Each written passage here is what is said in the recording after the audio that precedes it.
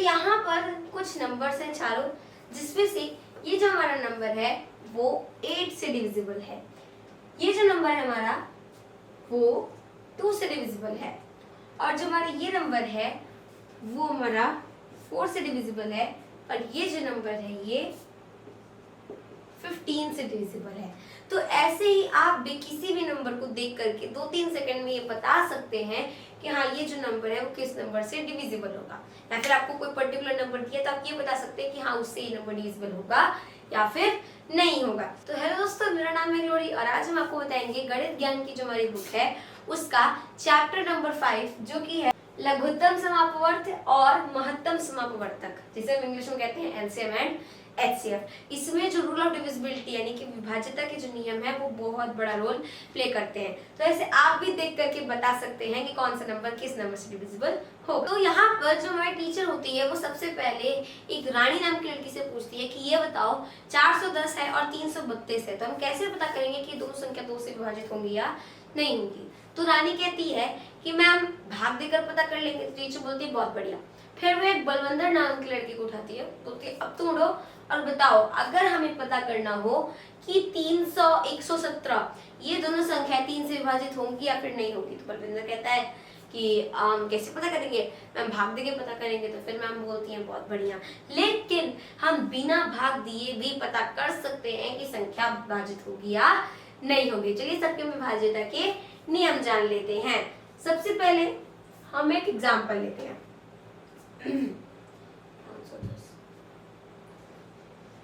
जैसे हमारे पास 510 510। अब हमें ये बताना है कि ये बताइए कि ये जो संख्या है वो 2 से विभाजित होगी या नहीं होगी। तो चलिए हम जानते हैं 2 का जो विभाज्यता का नियम है। तो 2 की जो विभाज्यता के नियम है इधर लिख लेते हैं। 2 के विभाज्यता के नियम में क्या होता है कि हम इकाई का अंक देखते हैं अपना। अगर इकाई का अंक जो है हमारा वो 0 है यानी कि 0 है, या तो 2 से विभाजित कोई संख्या है तो मतलब वो पूरी संख्या 2 से विभाजित होगी। तो यहाँ इकाई अंक क्या है 0 है यानी कि 0 है, मतलब ये जो आपका 510 है वो 2 से विभाजित होगा। देखिए अगर आप करके देखेंगे 2 से 510 में अगर आप भाग देंगे 2 2 जा 4, 11 हो गया, 2 5 जा 10, इधर आ गया 1 0 उतार लिया 10, 2 5 जा 10। तो ये देखिए विभाजित था, यहाँ पे हमारा शेषफल कुछ भी नहीं बचा, मतलब ये पूरी तरीके से विभाजित है, इसलिए हमारा आंसर यहाँ बिल्कुल सही आ गया, कोई शेषफल नहीं बचा। तो इसका मतलब ये है कि अगर लास्ट में 0 हुआ तो हमारा विभाजित होगा। अब जैसे हम एक और एग्जाम्पल लेते हैं, मान लीजिए 6452, ये हमारा एक एग्जाम्पल है। तो अगर हम इसका इकाई अंक देखें तो वो है 2। अब ये जो 2 है वो 2 से विभाजित है, बिल्कुल 2 1 जा 2। तो इसका मतलब ये पूरी संख्या 2 से विभाजित होगी, और इसको आप खुद भाग देकर के देख लीजिएगा, ये 2 से पूरी तरीके से विभाजित हो जाएगा। अगला हम देखते हैं 3 का, 3 की विभाज्यता का नियम। तो 3 के विभाज्यता का नियम होता है कि जो भी संख्या है उसके जो अंक है उनका जो योग है वो 3 से विभाजित होना चाहिए। जैसे अगर हमारे पास है 363, 3 प्लस 6 कितना हो गया 9, 9 और 3 हो गया आपका 12।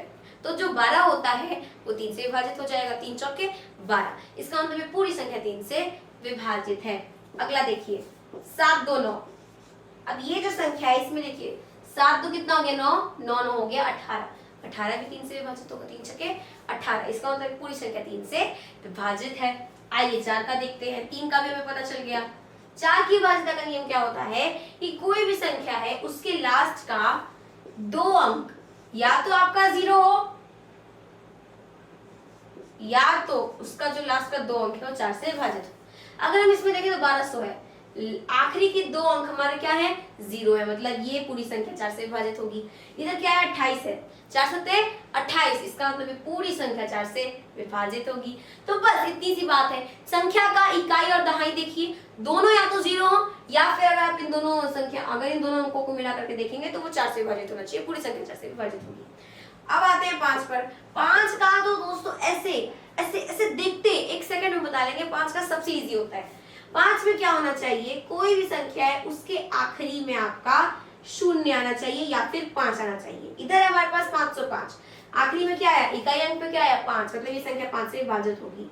ठीक उस तरीके से अगर हमारे पास है जैसे 340, आखिरी में क्या आया शून्य यानी कि 0, मतलब ये संख्या 5 से विभाजित होगी। अगर हमारे पास है 3335, तो ये संख्या भी 5 से विभाजित होगी क्योंकि आखिरी में क्या है 5 है। तो बस आखिरी में 5 और शून्य होना चाहिए, संख्या 5 से विभाजित है। अगला देखते हैं हम 6 में क्या होता है कि संख्या अगर 2 और 3 से विभाजित है मतलब वो 6 से भी विभाजित। जैसे हमारे पास है 48, अब 48 2 से विभाजित होगा क्योंकि इसका इकाई अंक क्या है 8 है, 2 चौके 8, मतलब ये 48 8 से विभाजित होगा। ठीक 3 का देखते हैं, 4 और 8 कितना होता है 12, 3 चौके 12, इसका मतलब ये 3 से विभाजित है। तो जब ये 2 3 दोनों से विभाजित है तो ये 6 से भी विभाजित होगा। अब अगर आगे देखते हैं 300 में लास्ट में क्या है इकाई अंक है 0, मतलब 2 से तो विभाजित होगा ही। 3 और 0 3, अगेन 0 3, तो यानी कि 3 आपका 3 से विभाजित होता ही है, मतलब ये भी 3 से विभाजित होगा। तो जब ये 2 और 3 दोनों से विभाजित है 6 से भी होगा। 300 आपका 2 और 3 दोनों से विभाजित है तो 6 से भी होगा। तो ये हो गया 6 का। संख्या अगर 2 3 दोनों से विभाजित है, देखिए ऐसा नहीं होना चाहिए कि संख्या आपकी 3 से विभाजित है 2 से नहीं है तो 6 से भी हो जाएगी, दोनों से नहीं चाहिए। 2 से है 3 से नहीं है ये नहीं चलेगा, 3 से है 2 से नहीं है ये भी नहीं चलेगा, दोनों से होनी चाहिए। ठीक 7, अब हम 8 का देखते हैं।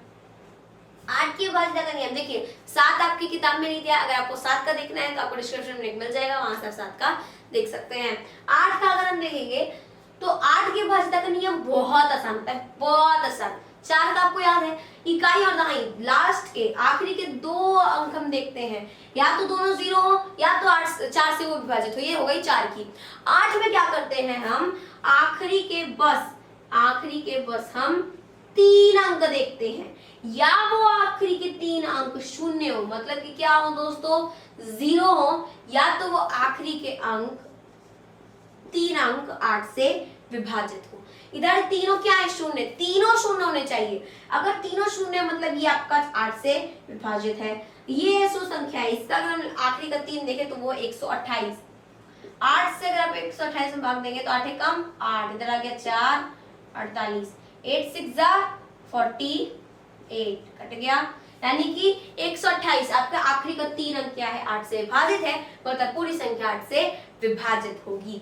9 का बहुत आसान है, 3 का आपको याद है जो अंक है उनका योग 3 से विभाजित होना चाहिए। ठीक उस तरीके से 9 में भी होता है, अंकों का योग जो है वो 9 से विभाजित होना चाहिए, अंकों का योग आपका 9 से विभाजित होना चाहिए। जैसे मान लीजिए हमने एक ले लिया 7, फिर ले लिया 2, और फिर ले लिया हमने 5, और फिर ले लिया हमने 3 1। अब ये हमारे पास इतनी बड़ी संख्या आ गई। अब हमें देखना कि 9 से विभाजित है या नहीं। तो 7 2 9, 9 5 14, 14 3 17, 17 1 18, 9 दूनी 18, मतलब ये संख्या आपकी 9 से विभाजित होगी। 9 का भी पता चल गया। 9 में क्या करते हैं संख्याओं का योग 9 से विभाजित है, पूरी संख्या 9 से विभाजित है, बिल्कुल 3 की तरह। 10, अरे बाप रे 10 तो 5 वाले से भी इजी है। 5 में क्या होता है कि लास्ट में या तो 5 या तो 0 हो, ठीक 5 में ये होता है।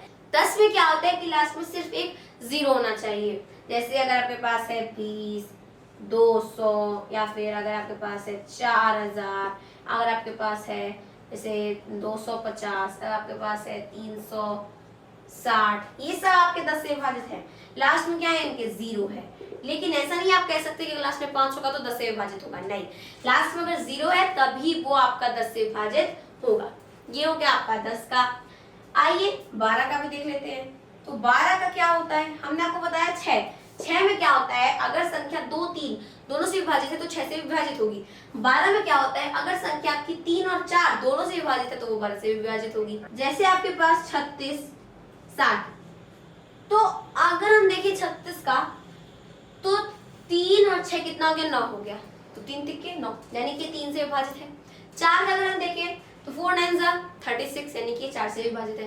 तो अगर 3 4 दोनों से विभाजित है मतलब 12 से भी विभाजित होगा। फिर क्या है 7, 6 और 0 आपका आ गया 6, यानी कि 3 दूनी की 6 से विभाजित है। अगर हम 4 से करें इसको तो 4 1 जा 4 बचा 2, आगे उतार लिया 0 20, तो 4 5 जा 20, यानी कि ये 4 से भी डिविजिबल है। तो अगर 3 और 4 दोनों से विभाज्य है तो ये 12 से विभाज्य होगा, मतलब 60 जो आपका 12 से भी विभाज्य है। तो ये हो गई आपकी 12 का विभाज्यता का नियम। चलिए देखते हैं हम 7 का। तो 7 का अगर हम देखेंगे 7 की विभाज्यता क्या होती है 7 की, तो 7 पे क्या करते हैं जैसे हमारे पास कोई भी संख्या है, मान लीजिए अगर हमारे पास है 343 यानी कि 3। तो इसमें हम क्या करते हैं कि सात की विभाज्यता के नियम को आप ध्यान समझिएगा। इसमें जो आखिरी वाला अंक होता है इसका हम डबल कर देते हैं, यानी कि 2 बार इसका हम 2 में गुणा कर देते हैं। जैसे अगर 3 का 2 में गुणा किया कितना आ गया 6। अब जो बचे हुए अंक है जैसे कि इधर है 34, तो 3 का 2 में गुणा किया था तो कितना आया था 6, तो 34 में से हम 6 को घटा देंगे, हमारे पास आ गया 28। अब ये जो 28 है 7 चौके 28, तो अगर ये आपका 7 से विभाजित होगा तो पूरी संख्या 7 से विभाजित होगी। तो 7 चौके 28 ये आपका विभाजित है, मतलब 343 भी विभाजित होगा। ये हो गया 7 का। क्या करते हैं वापस देखिए, जो आखिरी वाला है उसका हम 2 में गुणा कर देते हैं, फिर बाकी जो बचा उसमें से घटा देते हैं, फिर जो आया अगर विभाजित है तो पूरी संख्या होगी, अगर विभाजित नहीं है तो पूरी संख्या विभाजित नहीं होगी। अगर मान लीजिए 4 अंक की संख्या हो, 5 अंक की संख्या हो, मतलब अगर संख्या बड़ी हो तो आप क्या कर सकते हैं, जैसे मान लीजिए घटाकर क्या आया, फिर भी आपकी संख्या बड़ी, आपको समझ नहीं आ रहा अभी भी नहीं होगा कि होगा, तो आप क्या कर सकते हैं, इस प्रक्रिया को आगे भी बढ़ा सकते हैं। आप चलिए देखते हैं 14 का। तो 14 का क्या होता है, जैसे मैंने आपको बताया 6 में क्या होगा, अगर 2 3 दोनों से अगर विभाजित होगा तो 6 से भी होगा। 12 में 3 और 4 दोनों से विभाजित होगा तो 12 से भी होगा। 14 में क्या होता है कि अगर 2 और 7 इन दोनों से विभाजित हुआ तो 14 से भी विभाजित होगा। तो 2 का तो हम सबको पता है, आखिरी वाला हम देखते हैं। आखिरी वाला इकाई अंक क्या आपका 6 आपका 2 से डिविजिबल है, मतलब ये आपका 2 से विभाजित होगा। 7 के लिए क्या करेंगे, देखिए 6 2 जा 12, 26 में से 12 को माइनस किया, 6 में से 2 गया 4, 2 में से 1 गया 1, कितना है 14। 7 2 जा 14, मतलब ये 7 से भी डिविजिबल है, 2 से भी डिविजिबल है, तो इसका मतलब ये संख्या आपकी 14 से भी डिविजिबल होगी। तो ये हो गया 14 का आपका। आगे देखते हैं 15 का। 15 का क्या होता है, 15 का अगर कोई संख्या 3 और 5 से विभाजित है तो वो पूरी संख्या 15 से भी विभाजित होगी। 3 का भी हम सबको पता है, 5 का भी हम सबको पता है, दोनों ही बहुत आसान है। चलिए देखते हैं, जैसे अगर हमारे पास है 705, ठीक। अब ये जो संख्या आपकी 705, क्या ये 15 से विभाजित होगी, तो इसका आखिरी अंक है 5, तो जब इसका आखिरी अंक 5 है तो मतलब ये संख्या आपकी 5 से विभाजित हो गई, हमें पता है 5 से विभाजित होगी क्योंकि आखिरी इसका 5 है। 7 और 5 कितने होते हैं 12, 12 और 0 आपका 12 ही हो जाएगा, तो 3 चौके 12। तो ये जो संख्या आपकी 3 से विभाजित है, 5 से विभाजित है, मतलब ये 15 से भी विभाजित होगी। तो ये हो गया हमारा 15 का। 5 और 3 दोनों से होना चाहिए। तो आई होप आपको समझ में आ गया होगा 2 से लेकर के 15 तक का। मिलते हैं अपने अगले वीडियो में, तब तक के लिए जय हिंद जय भारत।